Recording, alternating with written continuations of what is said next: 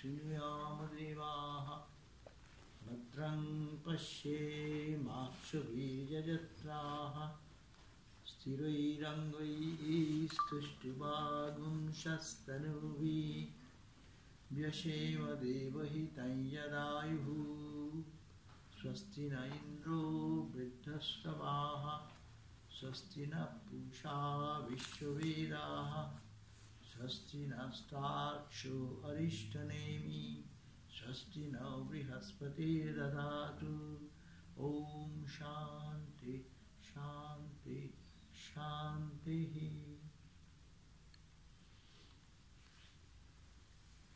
So we are very happy to see you again. Tomorrow we have a little discussion, and today we'll talk about little further about this obstacles to our spiritual journey. Normally we are talking about our spiritual practice in the following the path of yoga, what is called the Raja Yoga or Patanjali's yoga philosophy. And there we have discussed that we have to practice the foundational things of spiritual life, otherwise spiritual life does not grow. And we have discussed yesterday that the principles of yama, niyama, asana, pranayama, those are very fundamental. Particularly yama, niyama are very essential so that it trains our mind and body to tune ourselves in the consciousness of the divine when we want to focus it on God. So we have talked about that yesterday, and they're very fundamental. It is called 10 commandments, as it were, to follow in our life: non-violence or non-injury, truthfulness, non-stealing, celibacy or love for one-pointed love for each other, for the spouse, and then non-receiving gift with the 5 rules of self-control, self-mastery, and 5 principles of other, keeping the what? Keeping your suchita, purity of the body and mind, shantus, keeping the mind, trying to make the mind always contented in whatever condition we are. How can I keep our mind little peaceful, contented? Tapa, austerity, some special dedication to keep our mind in God. We do some little physical austerity, sometimes do mental austerity. Come in.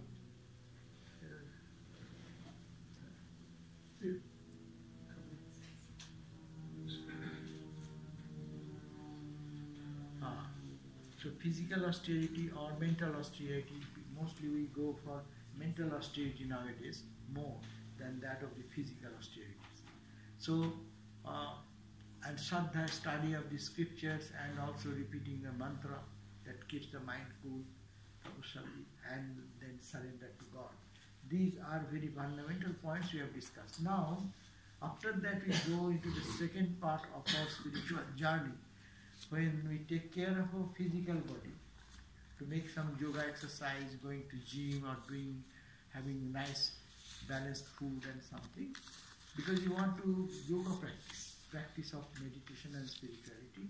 Therefore you should have to go do some asana. Asana is very much known, which is called the yoga nowadays. But the two that will help the body fit, strong.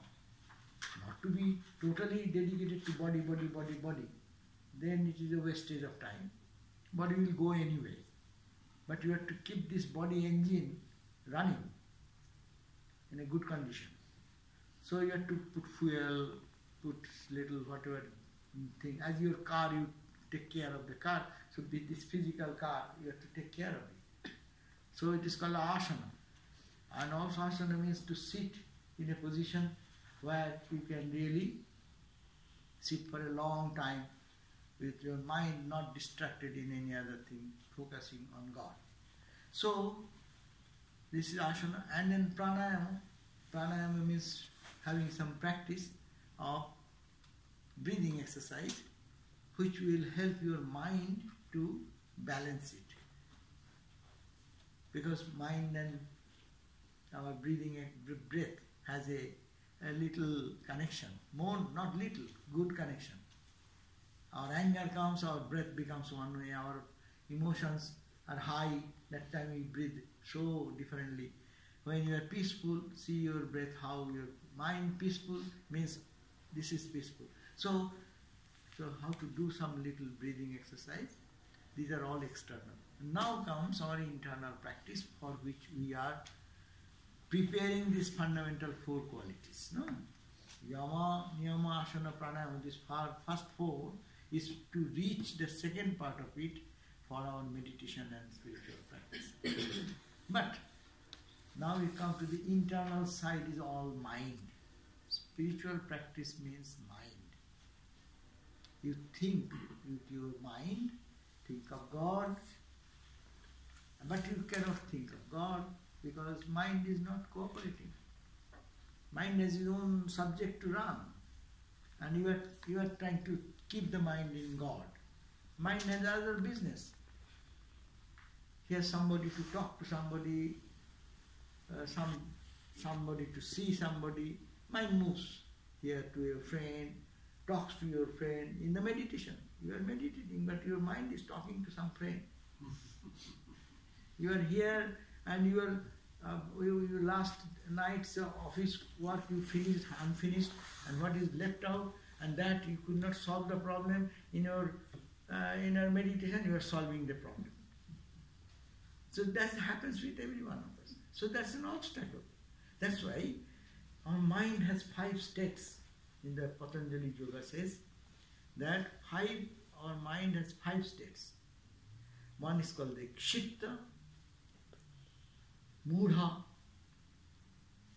Vikshipta, Ekagra, Nirodha. These are the 5. We need not have to know the Sanskrit names, but you understand what is the condition of the mind. Mind is one, Kshipta. Kshipta means, around Swami Vivekananda's example, the mind is like a monkey. Monkey normally what it does? It jumps. Now the monkey has been made to drink some wine. Now how the monkey will jump? How much? A little more. And now this monkey, drunk monkey has been bitten by a scorpion. Then what happens? So that state of mind is called the Kshipta. Kshipta means, those who know Sanskrit, you understand. Kshipta means, so he's just puzzled or totally distracted. He cannot concentrate anywhere, running. Spirituality is not for that person yet. They'll have to do something else. Kshipta mind is not suited for, that means that mind which is the monkey, drunk and scorpion bitten. Yes, no mind to think of anything but jumping. Out of this pain, out of frustration, out of demand, out of desire, it will run. It has no point. Like, the moonlit night and you see a lake and with storm is making so much storm, ripples and waves, that you cannot see any reflection. It is not possible. So much wave.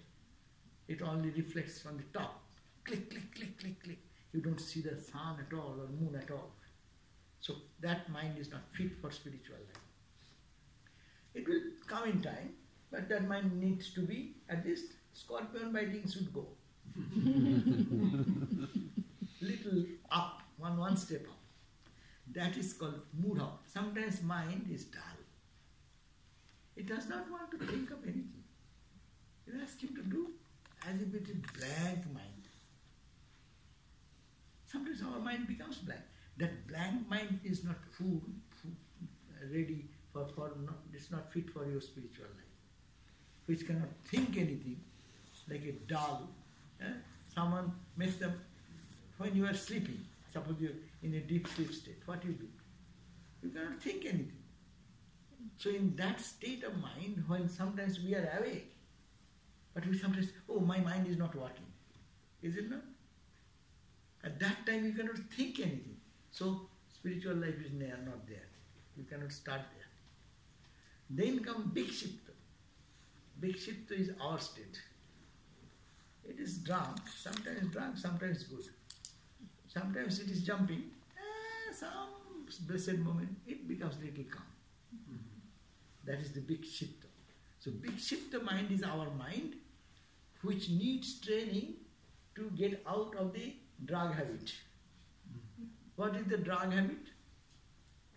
We are all drug habits.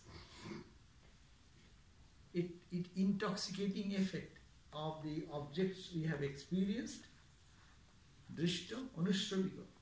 We have seen something before, we have tasted something before, mind runs there more intensely.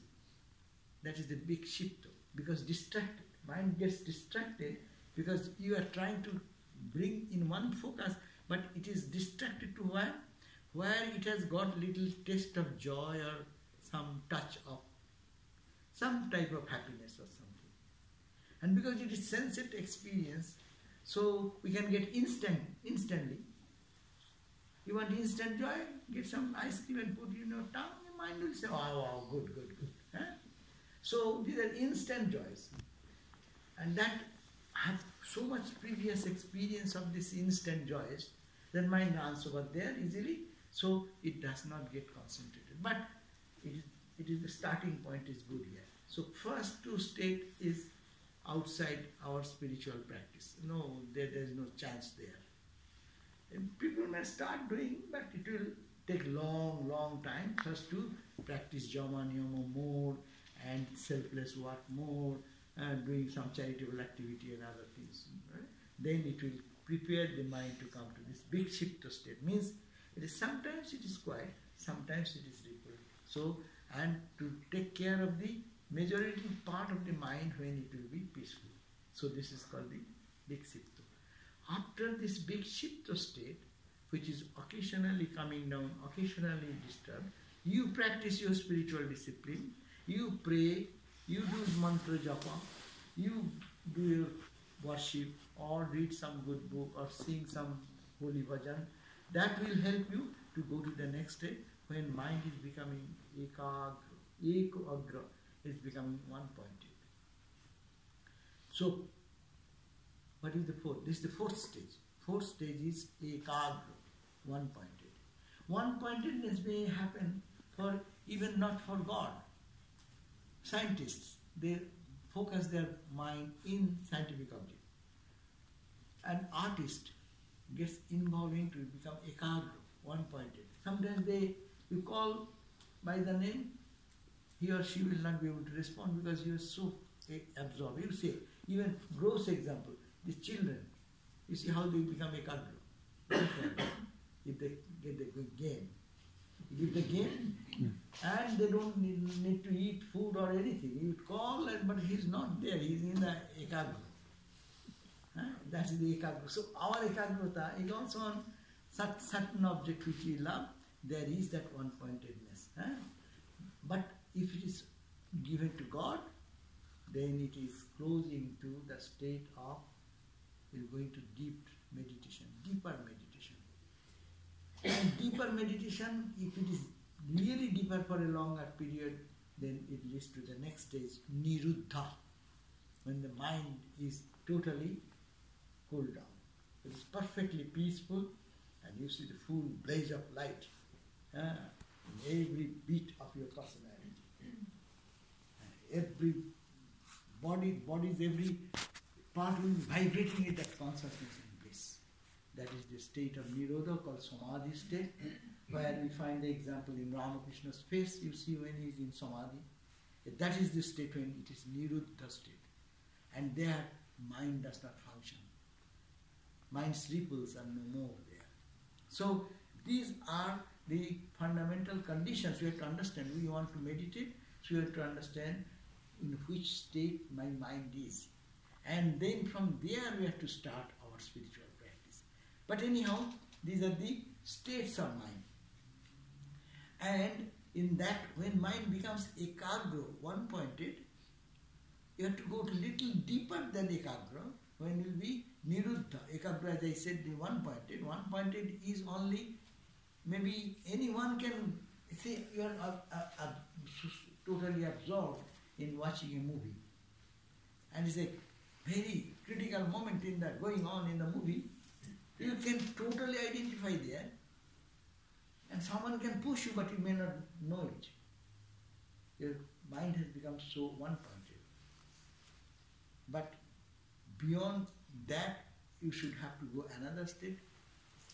There is no more mind wanting to focus on anything. Mind becomes mindless. Mind loses its capacity to think of anything else but that one. Mind has merged into that mindlessness state. Now, these states are of the mind, and as we have discussed, the 4 parts of spiritual sadhana is, first is 4 in the external we have taught. Internal sadhana is that pratyahara, means withdrawing the mind, and then dharana, holding the mind, then holding for a longer time, dhyana, and deeper dhyana leading to samadhi. Now samadhi is our goal, but in everyday's life we find what are the problems. This book is good because this is Patanjali, the philosophy of Patanjali.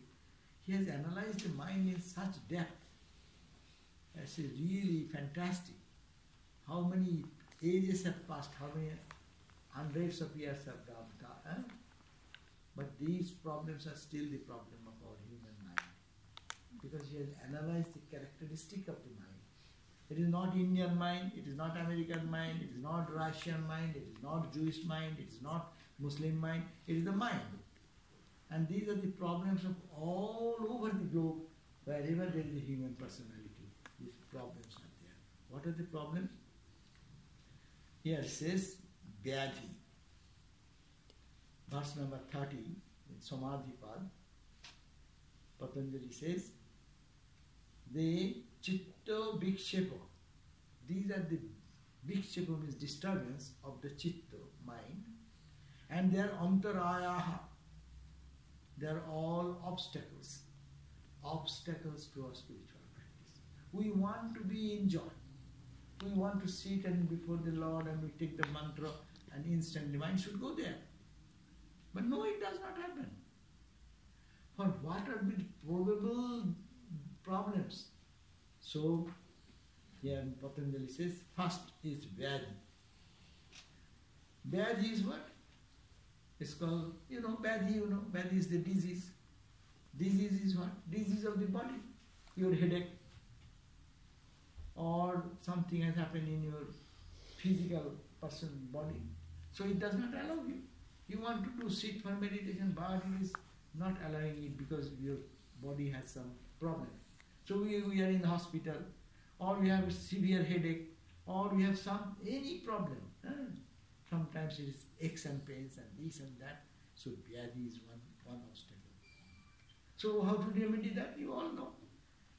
Vyadhi, to remove the Vyadhi, then you take medicine. And then when try to make that's why yoga I was talking about, and Patanjali suggests that yoga, that asana. Because you don't get that obstacle too much from the body level. If the body does not cooperate, what is the question of mind? Mind is much finer. So its first problem is the disease or defects of the difficulties of the physical body. And then comes next. The sthana. It is called sthana. Sthana is what? It is the mind. Mind means here mind, intellect, ego, and your memory. 4. Always when I say mind in this context, please remember there is a package of mind, intellect, ego, and your memory. These 4 together is mind here. So the mind becomes dhyana, which is become inactive. It does not want to think anything, it does not want to move anything, it does not want to get inspiration to follow some discipline. It's not ready. So it is called this dhyana. Akarmannata. It is not willing to do any work. So that type of mind condition, fatigue of the mind, that is called sthana. This is another obstacle. Now, there is another which is called the doubt, samsaya. What is samsaya? You cannot ascertain what is the truth. Mind cannot ascertain this is God is the truth. This is the ultimate reality. This is the source of all bliss and joy. It cannot ascertain. And he thinks whether, what shall I do? You see what happens for all of us. When a phone call comes and you are meditating, what happens? Don't you run for the phone? That means your mind is not giving you the right analysis. What is that? Let the phone call go. Shall I give up now this spiritual practice to run for the phone? It's so important.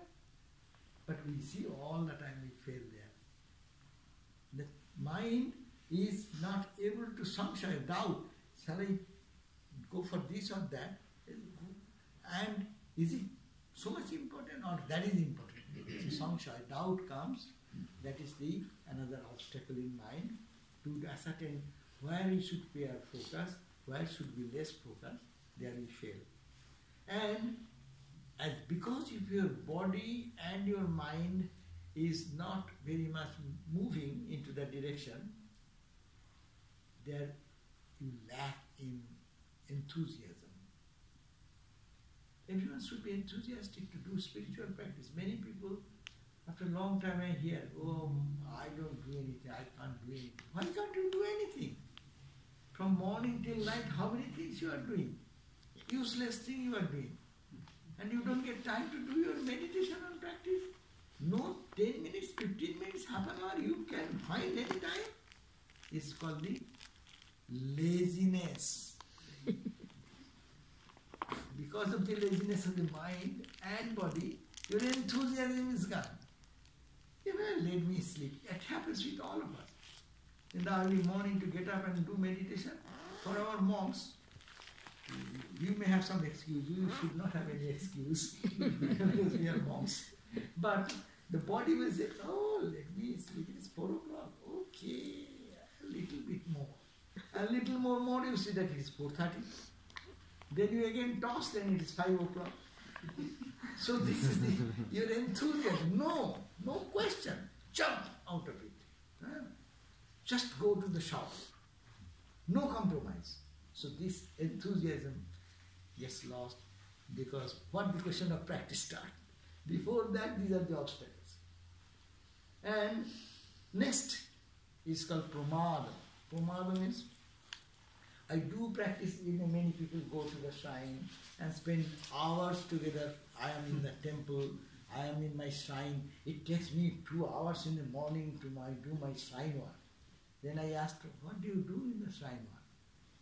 He has kept 100 gods and goddesses and to clean that and to give everyone 2 sweet rolls and one small cup is there to give some water, to clean that water, and this and that, cleaning, 2 hours. So why you did God, any connection with God? You clean the room, you can say. So, but you should spend that time in meditation. Rather, reduce that activity level outside and focus here.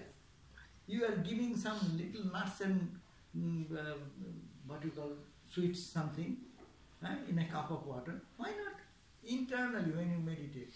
Feel that he is in your heart. Why not wash his feet? Why not give flower in his feet? Why not put a garland on his neck? More intimately. You are not avoiding worshipping, you are worshipping more intimately. So why not do that? So that is the point. We forget to practice the practice of meditation and spirituality. So non-practicing the path indicated by our spiritual teacher, that tendency that remains, that's the bada, that's an obstacle. This is according to all I am talking about, according to Patanjali. Now, you have now succeeded that part and you try to do little meditation, but you practice one day, you don't find joy. Second day, I tried, it is not joy. So third day, you drop off one day. As in virati. Virati means stoppage. Stopping of your practices due to the laziness of mind and not receiving any joy or anything immediately. So that is another, it is called abhirati. And as a result, in your spiritual practice, as you move, you see some light or something like that, you think that you have got everything. There's nothing. The spiritual joy, when it will come, it will overflood you. That will make you ever conscious of everything. You, all the secrets of the world will be revealed. You will see God everywhere. But you think that that is, oh, I got a dream today, wonderful dream. Okay, dream is good, but that's not the end point. It's only the starting point. It gives you inspiration to know that yes, you are in the track, but does not mean that you have ended your journey. So this mistaking, this is called Bhranti Darshan. You are seeing something, you are experiencing something, but not the ideal at the end. So you are thinking mainly, oh, this is the problem. This is I got it. So this is, and now comes another state that you have practiced, you have done, you have overcome all this, and then reached a point of deep concentration and meditation, which leads to samadhi. But once you get there, it's a higher state. Once get to samadhi, to keep again to be in that state and at all the time, that is called anavasthati. Anavas, all of the bhumikalpa. You are trying to reach that flight, you are not getting it, that's one stage. And then you reached once and cannot hold on in that level. Swami Brahmananda, who is Ramakrishna's spiritual son, in the middle, Ramakrishna, he was doing extreme spiritual practice one time, and he was asked by one of the Ramakrishna's household devotees. He said, why you are doing a more austerity? You got everything from Ramakrishna. He said, yes, but he has given me everything. Nirvikalpa Samadhi, yes, I got it. But I am trying to make it my own. Once you get it, but can you keep your mind there all the time? Can you stay in that level? So that's why it is called the samadhi anavasthitattva. You cannot avasthan, you cannot stay in that state of samadhi comes down. So this is a very high level, but we have started from the beginning. These are the 9 obstacles there our Patanjali has indicated. Now let us come to our problems. These are day-to-day problems. Day-to-day problem of our meditation is 2 problems. No? One is called, you get totally sleepy or you are distracted. Vikshepa, one is called Vikshepa and another is called Nidra. Nidra and Vikshepa, these are the 2 major obstacles we feel, every one of us. You are very tired after a whole day's work, you have come, you wanted to sit for meditation. You have a good will to do, but as soon as you sit and you start dozing. In the early morning also it happens. You get up from the bed and you sit for meditation and then always the head is bending like that. Some of our, it is a joke. Our sadhus say that why are you fishing? Fishing the bait. That means you are not allowed it. You started to meditate, but you are so tired or so sleepy that you cannot do anything. You just doze off. That is the one point. It is called the nidra, sleep. No. Another is big sleep. When it is jumping. You come from the end day of the work in your office, which is serious problem, unsolved problems, and you sit for meditation. See, all the time, what will you do? You will solve the office problem in your meditation hall. And there is no chance for God anywhere. So these are the two obstacles, big shaper and mala. Mala, big shaper. So one point when you get really that mood of big shaper, what to do then? That's we all feel every day, no? If not, then your mind will go to God. If you are not sleeping, and if your mind is not distracted in many things, then what happens? Third option is that your mind will become. So when the mind will become, then you need not have to think of anything. Then it's the grace of, you will feel the joy that day. Yeah, a little bit of that calmness of the mind can transform your life. Even for a few seconds, if one can do that. That's why I tell some people, what is the sign of your meditation? Meditation is that you come out of your meditation and go outside, look at the nature, you will find that there is some love everywhere. In the trees, in the people, everywhere you see there is some different personalities there where the joy of God is really manifesting with a little meditation. So these two obstacles we will have to handle very strongly. Loye sambodhaya chittam. That is the advice of the sages. When you get loyal means, as I said, what? Loyal means you go to sleep. Your mind is not awake. Loye sambodhaya chittam. Okay, what has happened? Get up. Just walk a little, splash your face with hot water and get refreshed and then start again. Don't allow that. Sitting and dozing all the time, that's not making any progress. So, loye sambodhaya chittam. Whenever there is a loya, mental condition goes to that state of sleep mode, then you have to awaken it. And do something so that that mood goes away, and then refresh yourself and sit for practicing meditation.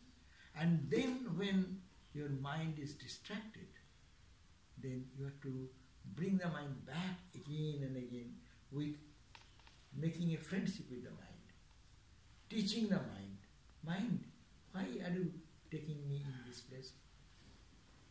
It's like you make a friendship with your mind. I think that I'm trying to think of my Lord, and I might repeat my mantra, and within split second you are taking me to another thought. Okay? So what to do? Why are you doing this? Make a friendship with your mind, talk to mind. And you can make another thing. I suggest personally that you can keep a notebook on your right side when you meditate, and a pencil or pen. One thought comes, immediately note down the thought and teach your mind, no, don't bring this question anymore. I will solve it when meditation is over. It's like making a compromise. And then again it takes to another point. Okay, that's my point. I'll have to think. I'll have to solve the problem. Okay, this is the second point. I'll deal with afterwards. Not now. Phone call, stop. No, not now. This half an hour is for God. I don't care. Let the world go. And it does not do it.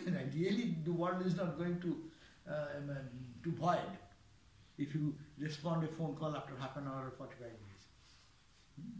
So this type of steadfastness is very important so that we can train our mind, which is big shifter, taking us in hundreds of directions.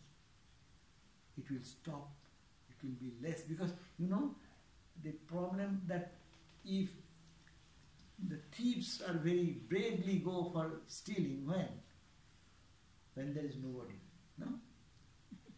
If you keep a camera, that also deters the thieves, no? Because, oh my God, it will catch me. And if someone is standing there, people don't steal there. So similarly, this mind is trying to go here and there, no? If you be good watchman, hey mind, I watch, you come over here. Why did you come here? If you be the watchman of your own mind and catch the mind in every point, afterwards he'll feel shy. One time he'll go, okay, I won't come. Second time he again catch it. Again said, hey, you came again. That means you are to be alert. But what happens for us? We may be alert for one time, and then we doze off and we follow our mind. That's the way mind gets the power. Where the mind gets the power to draw me into these things, because I have allowed that mind to go before. Once, twice, thrice. Like if the mother is giving the baby or the child whatever he or she wants, then what happens? Pampered child. So, you always demanding, and then you forget, you are just supply whatever the mind wants. So that has become our condition. Whatever our mind wants, we say yes. We have never stopped. People say, why I am thinking of noble thoughts and my negative thoughts are coming up? That is very natural, because never you have told your mind not to go to these things which are not spiritually benefiting or which is not giving you permanent type of joy. Rather it went on in that direction. You supported that. And now suddenly you say, no, mind, come to God. Really? Suppose I am habituated with all the fried things in McDonald's. And you suddenly say, no, you should have to healthy food. No salt, sugar, no salt, too much salt, no this, that. Really, who will like this food? I don't like it. But the same person will like the food after giving little time, and if he understands its benefit and practices that, then he will give up the taste for junk food. So our mind goes for the sensate experiences, and it takes us all the things in the world, but not that which is behind the world, which is behind me, that because we have allowed it to happen so. Now, if we watch our mind and we know that I am alert, I am not going to do that again. So, you be the master of it, observe the mind, then mind will stop coming. That's why in Vipassana meditation or some other meditation, there are so many techniques of trying to watch the mind, trying to watch the breath. All these things are there only to bring it under your control. So this is the big ship, the mind or big shaper can be actually handled this way, and you can be the observer, and observing the movement of the mind, this tendency will be lessen and lessen and lessen. It will generate a new taste. And now what happens? If you do japa, now it may not be any taste. Even meditation, forget meditation, even doing the japa. But when you once get the taste of this japa, what will happen? Then you will find that you will not be able to give up the japa. Swami Sarvadevananda Maharaj, we heard that he used to do japa 100,000, 110,000 every day. Could you believe? 100, 110,000? How much we can do? 1,000? If we do 2,000, why not 2,000? I have done 2,000. It's a big thing. What is 2,000? He's doing 100,000. That is how much dedicated they were, and that practice. As a result, what has happened in the later end, if someone gives him to touch the japa, because he is a guru, when you take the rosary, it is to be touched by Guru or to be blessed by Guru. So the malas were given to him. Seeing that mala, having that mala, he like a child started doing the japa. And it started around maybe 10 o'clock. His lunch hour is over, other hour.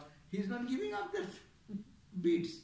He has so much joy that he touching that, instantly he started doing his mantra. No? So this mantra practice is so difficult for us, but if it is done continuously, a time will come, we will generate a taste for that, and then no effort. it will spontaneously pull up. So similarly meditation. So two major problems, as I said. One is the lawyer, you're sleeping. I am not alert at all, my mind goes to sleep. And another state, mind is always running for unnecessary things. When I don't want, yes, those are necessary things for my job, for my work, true, no problem for that. But that is, I can do it later on, not this time when I am trying to focus on the divine aspect of my personality and to get that eternal peace. So these are the two things to be watchful about and to do counteract this. One is to awaken ourselves from the sleep, get up from the seat even for meditation and walk a little. Some people do walking meditation. I know one of our monks, he used to, very old by that time, he used to probably, maybe sleeping, go to sleep. So he used to do, in the early morning I find him 3:30 to 5 o'clock. He's walking and doing japa. Because his body condition may be such that if he sits, then he'll fall asleep. So he's not allowing that. And then vikshipta mind, when it is distracted mind to bring it, you have to again and again abhyasa. It's called abhyasa vairagyabhyam tan nirodha. When abhyasa, repeated practice, trying to catch the mind back again and again, and vairagya. Vairagya means you have to tell mind, teach mind, okay mind, you are going to this lovely object. Will it give you perfect peace and joy? Teach the mind. Teach mind will say, first of all he will say, yes it gives. Analyze how long it gives you the joy. It's for a temporary period of time you may find joy. And then it will be distaste, monotony will come. Even if no heavenly joy people talk about. Heaven will be monotony. I won't like that joy. If suppose you live like food, ice cream, every day, morning, evening, noontime, any time you go, ice cream, how many days you will like ice cream? Will not there come a time that okay, enough is enough? Mm-hmm.